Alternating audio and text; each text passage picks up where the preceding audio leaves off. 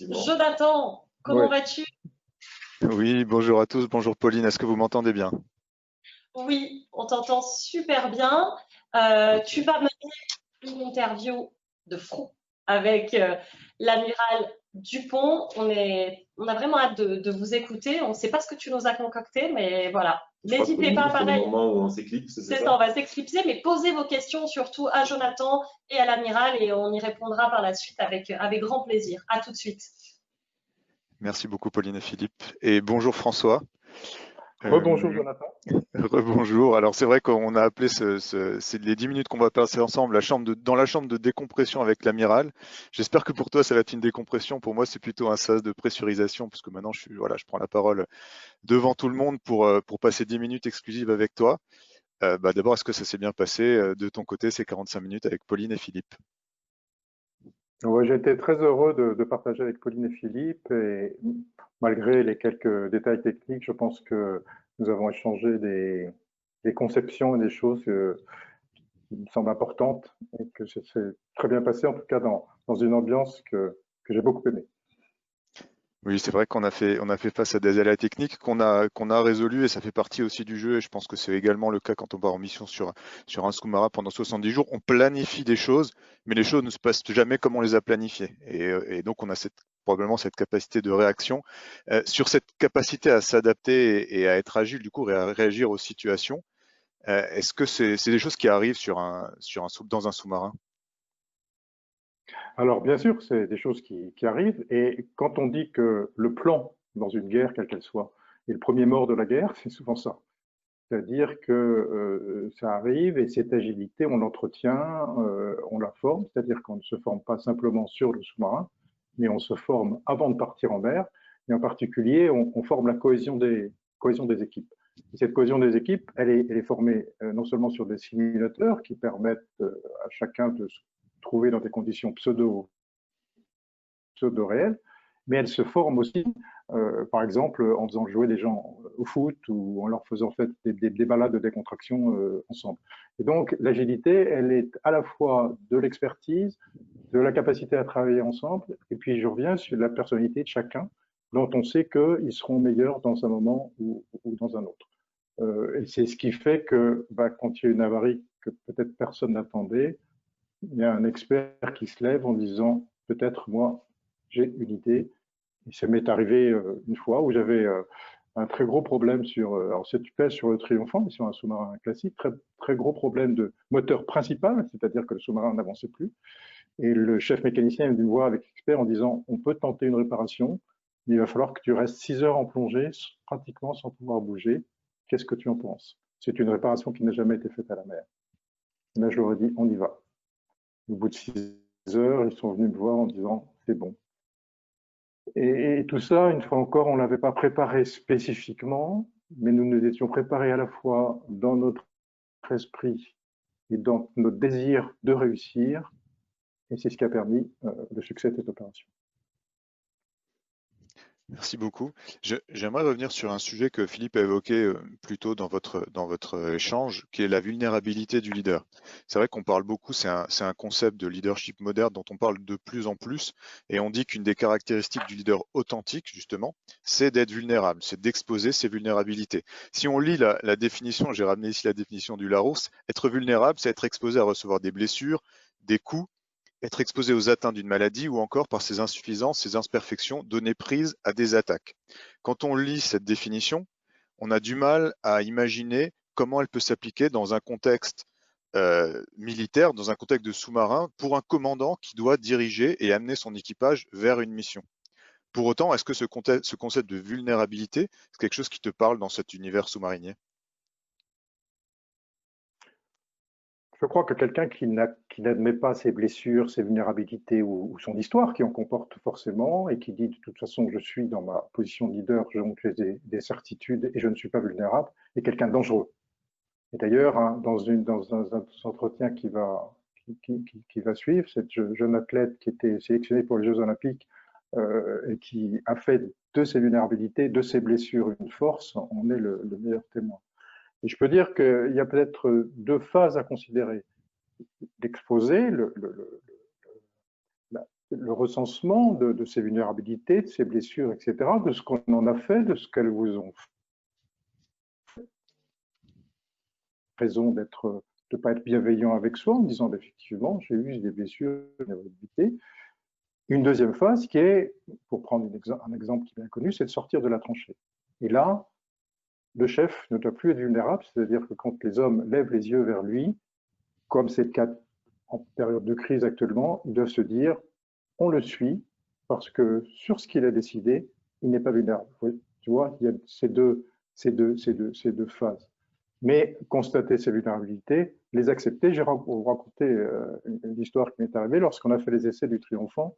Un des premiers gros essais en surface, c'était l'essai de la butée. Alors la butée, c'est sur la ligne d'arbre, c'est quelque chose qui est extrêmement important. Or, j'ai demandé qu'on fasse cet essai alors qu'il n'était pas prêt. Et on a eu une grosse avarie à la suite d'un essai qui avait été mal préparé. On s'arrête, on vient à quai, on vient au bassin, cellule de crise. Et là, dans les cellules de crise, il y avait d'un côté l'équipage d'armement, qui était sous mes ordres, et de l'autre côté le chantier. Et on se pose la question de savoir qu'est-ce qu'on va faire maintenant, d'autant plus que le ministre des Armées venait le lendemain pour visiter le sous-marin. Donc on était dans une situation un peu compliquée. Et la première chose que j'ai dite en prenant la parole, c'est j'ai ma responsabilité dans cette avarie. Cet essai n'aurait jamais dû être fait à ce moment-là. Et puis on a commencé à parler. C'était très spontané pour moi. Et après la réunion, le chef mécanicien est venu me voir en disant mais tu les as scotchés en disant ça. Ils ne s'attendaient pas à ce que tu lises. Et à partir du moment où tu l'avais admis, tu avais admis ta vulnérabilité, tout s'est passé le mieux possible. Alors que si je m'étais réfugié derrière, c'est pas de ma faute, on aurait dû me prévenir, etc., ça serait mal passé et ça s'est remarquablement passé. Tout ça parce que j'avais dit oui, je me suis trompé, j'ai fait une erreur. Donc faire preuve d'humilité et de vulnérabilité, finalement, ça ouvre des portes à des nouvelles discussions et à des solutions qu'on n'avait pas forcément envisagées. Absolument. Et si on n'ouvre pas sa vulnérabilité, les solutions qui viennent de gens qui sont plus humbles, dans la hiérarchie, ne peuvent pas venir puisqu'ils se disent « je vais me heurter à la certitude ». Et donc, je ne serai pas compris. Et donc, ma solution, qui est sans doute la bonne, ne sera pas retenue. Merci. Il y a un autre sujet qui est pleinement d'actualité avec la crise qu'on traverse, avec le confinement pour certains, c'est qu'on effectue de plus en plus nos responsabilités en télétravail. Et finalement, si on prend un petit peu de hauteur, on pourrait considérer que le sous-marin, il effectue également sa mission en télétravail, avec un lien qui s'établit à distance avec son état-major. Finalement, si on arrive à faire le parallèle avec le monde de l'entreprise, dans un sous-marin, quelles sont les conditions de réussite de cette relation à distance, de ce management à distance?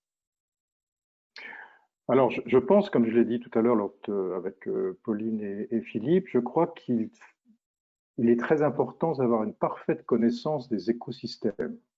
Le sous-marin lui-même est un écosystème et il ne fonctionne bien que dans la mesure où l'écosystème du commandement, de l'appui logistique, de l'appui aux familles fonctionne bien. Moi, j'ai été très frappé de voir qu'il y a un lien qui n'est pas un lien physique, très fort entre le commandant du sous-marin, qui est tout seul avec ses 111 hommes à 5000 km, et l'amiral qui commande l'ensemble de ces sous-marins, qui lui-même a été un commandant de sous-marin. Ils n'ont pas besoin de se parler beaucoup pour se comprendre. C'est-à-dire que si l'amiral reçoit un message flash très court parce que le commandant a un problème d'homme ou technique, l'amiral, sans réfléchir pratiquement, va envoyer le bateau avec l'homme pour le remplacer ou l'équipe médicale. Voilà. Et donc, pour revenir au télétravail, je pense que, et j'espère, qu'elle aura mis en avant l'intérêt, finalement, de confier les responsabilités loin du chef et que ces responsabilités soient peut-être pas aussi bien accomplies, mais peut-être mieux, parce que se retrouvant dans une ambiance dans laquelle la personne devant son écran se sent complètement responsable, elles se disent, ben oui, si je ne fais pas mon travail ici, personne ne le fera à ma place. Alors, c'est sans doute plus complexe que ça, mais je pense que ça aura été un des gros progrès du télétravail, même s'il est bien sûr utile forcément et indispensable de se voir physiquement. Ok, je vois qu'on a une question dans le chat, je vous la lis ici. Amiral, j'aimerais parler un peu plus de la notion d'autorité que vous aviez soulevée. Vous disiez que la mission était l'autorité. Comment créez-vous cette situation? Comment vous assurez-vous que les égos et les ambitions personnelles sont mises de côté? Ou les utilisez-vous à bon escient? Alors, je dis que la première source d'autorité, c'est la mission, qu'ensuite chacun d'entre nous de l'équipage a une partie de cette autorité puisqu'il est dans la mission, et qu'enfin, bien sûr, le leader a l'autorité. Si vous voulez, je cherche ces trois sources. Alors, ben, comment justement par cette communication et par cette transmission que doit avoir le leader presque d'une façon naturelle à ses hommes, qu'on est dans une mission qui est une mission essentielle, qui est une mission qui n'accepte pas de se laisser aller, qui est une mission qui demande d'avoir des solutions pour tout ce qui se présente, qui est une mission qui consiste, qui impose que tout le monde soit bien là où il est. Et pour que ça fonctionne bien, on a d'ailleurs des hommes clés, un jour des femmes clés aussi, c'est-à-dire des gens qui ne sont pas simplement des experts techniques, mais qui ont un mode de relation, un mode d'écoute qui leur permet justement de savoir que tout le monde est dans une bonne situation. Et en interrogeant les gens, on est une fois encore surpris des connaissances de certains, des connaissances historiques que peuvent avoir, même une fois encore les plus humbles, et de leur implication. Je crois que c'est un travail du leader de se dire, je ne suis pas le seul responsable de la mission, mais une fois encore, j'ai besoin de toi, et j'ai besoin que tu comprennes parfaitement cette mission. Merci beaucoup. Avant de laisser la place à notre prochain plateau qui nous parlera de leadership élégant, et pour finir sur une note un peu différente, peut-être une note émotionnelle, est-ce que vous avez une anecdote amusante ou émouvante qui vous soit arrivée, que vous pourriez partager avec nos auditeurs? Alors oui, tu m'avais demandé de raconter une anecdote croustillante. Je t'ai dit, je préfère le mot émouvante, parce que je crois, on l'a pas dit beaucoup, mais je crois que l'émotion, dans le rôle des leaders, fait partie de cette vertu. Quand on revient de mer et qu'on dit terminé barre et moteur, c'est-à-dire j'ai fini ma mission, il y a une émotion, et cette émotion-là, c'est une force, c'est pas une faiblesse. Alors, je vais raconter ce que j'ai fait lorsqu'on a fait l'armement du Triomphant, c'est-à-dire que moi-même, comme commandant, je suis arrivé à Cherbourg, le sous-marin était encore en morceaux. Il y avait en fait d'un côté les marins et de l'autre côté les techniciens, les ouvriers. Et sans qu'on se le dise, finalement, le chef des ouvriers et le chef des marins, qui était moi, on s'est dit, ça se passera bien. De toute façon, ça va bien se passer. Et pour que ça se passe bien, on a fait un séminaire de 150 personnes, alors qu'il y avait 3000 ouvriers et 150 marins, de façon à ce que chacun se trouve ensemble. Et le fond de ce qui a été fait n'était pas tellement important, mais il fallait qu'ils se trouvent ensemble en disant, ben, nous sommes dans une mission commune. Hein, c'est pas le bateau ou l'équipage, c'est les deux à la fois. Et on a fait ça, pour ceux qui connaissent la Normandie, dans un très bel endroit qui s'appelle Siouville, très belle plage, c'est très très beau. Et on a ensuite appelé finalement cet esprit qui nous a éclairé pendant tout cet armement, l'esprit de Siouville. Donc ça, c'est la première. Et effectivement, on a eu des gros pépins, et on ne les a jamais traités l'un contre l'autre, mais l'un avec l'autre. C'est pas tout à fait la fin de l'histoire. Le Triomphant était le premier d'une série de 4, et en 2010, j'ai reçu une bande dessinée de l'officier opération du 4e SDLE qui disait, amiral, je vous envoie ça et je vous le dédicacé avec l'ingénieur d'ailleurs qui était chargé, parce que je trouve que c'est intéressant que vous sachiez pour que le 4e, ça s'est bien passé. Et il m'a dit ce qui m'a encore ému, l'esprit de Siouville est toujours présent. Voilà, c'est quelque chose qui est très émouvant pour moi parce que ce que nous avions essayé d'instiller de façon presque spontanée est resté, et surtout c'est resté dans les idées, c'est-à-dire qu'on en parlait encore plus de 15 ans plus tard. Merci beaucoup, Amiral François Dupont. Merci d'avoir passé cette heure avec nous. Ça a été un grand plaisir pour nous. Je pense que je peux le dire au nom de Julie Staroen et de tous mes collègues.